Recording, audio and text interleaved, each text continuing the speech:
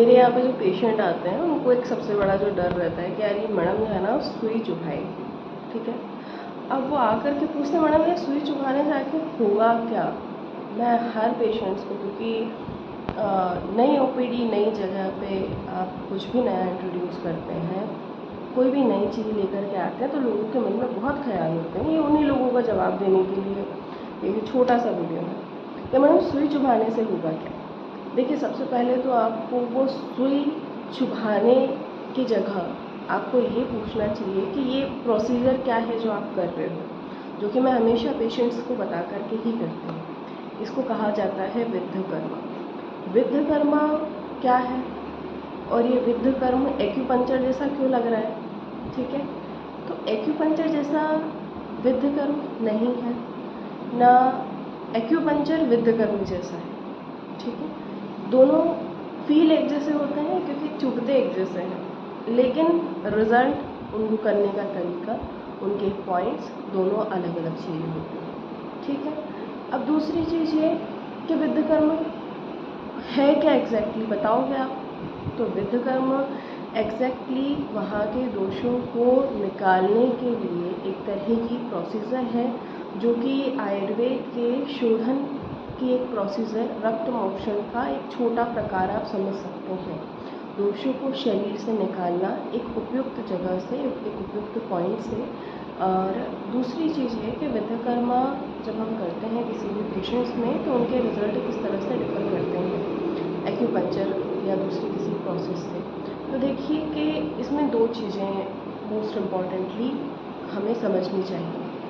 पहला ये कि जब शोधन और दूसरी प्रक्रियाओं के द्वारा भी जब पेन कम नहीं होता तो मोस्टली हम विद्धकर्म के लिए जाते हैं। और दूसरा ये कि विद्धकर्म हम दो लोगों में करते हैं, एक जो टिपिकल वातज या फिर बहुत ज़्यादा पेन लेकर के आते हैं तो उन लोगों में हम विद्धकर्म करते हैं। इसके अलावा भी दूसरी चीज़ों में होता है, जैसे ऑटिस्टिक बच्चे कुछ मेरे पास में हैं।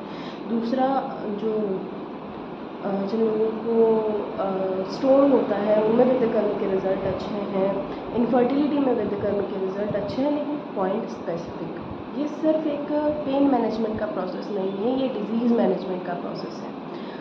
और नेक्स्ट बात जो आती है कि इसका रिज़ल्ट कितने समय के बाद देखने को मिलता है। कुछ पेशेंट्स में इंस्टेंट रिज़ल्ट देखने को मिलता है उसी समय, और कुछ पेशेंट्स में इसमें समय लगता है। कुछ पेशेंट्स में 7 सिटिंग से लेकर के महीना भर तक लग जाता है प्रॉपर रिज़ल्ट आने में।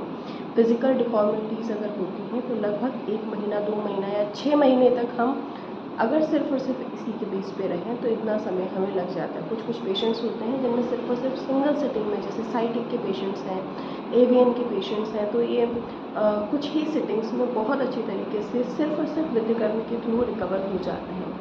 दूसरी इम्पॉर्टेंट चीज़ ये कि जैसे पंचकर्म में हम थोड़ा सा ही मान सकते हैं क्योंकि उसमें तेल, घृत और बाकी सभी चीज़ें यूज़ आती हैं, तो थोड़ा सा कॉस्ट बढ़ कर के आता है। मेरा यहाँ पे विद्धकर्म मेरे गुरु चंद्र कुमार देशमुख सर ने जितना मुझे सिखाया और मैं जितना सीख सकी, और उसका अर्थ मैंने ये समझा कि हम उन लोगों तक आयुर्वेद को अगर पहुँचाना चाहते हैं जिनके पास कहीं ना कहीं फाइनेंशियल क्राइसिस है, तो एक विद्धकर्मा और अग्निकर्मा एक बहुत अच्छा शॉर्टकट हो सकता है उन लोगों को आयुर्वेद से जोड़ने का, जो कि मैं अपने चिकित्सालय कला आयुर्वेदा पंचकर्म चिकित्सालय में करती हूँ। तो नेक्स्ट टाइम अगर आप विज़िट करते हैं इस सेंटर को तो एक बात समझ कर के आइएगा कि अगर आप पेन मैनेजमेंट के लिए आ रहे हैं तो एक छोटी सी सुई शायद आपको लग सकती है, जिसमें किसी तरह का कोई केमिकल नहीं, आपकी रुके हुए रक्त प्रवाह को रोकने के लिए बस एक छोटी सी माइनर प्रोसेस है, जो मेरे गुरुओं की आज्ञा से मैं अपने पेशेंट्स तक पहुंचाने का प्रयास कर रही हूं। और विद्धकर्म के बारे में और भी अतिरिक्त जानकारी चाहिए तो आप मेरे चैनल पर या मेरे गुरु चंद्र कुमार देशमुख सर के चैनल पर कनेक्ट हो सकते हैं। आपको बहुत कुछ जानने को, बहुत कुछ समझने को मिलेगा।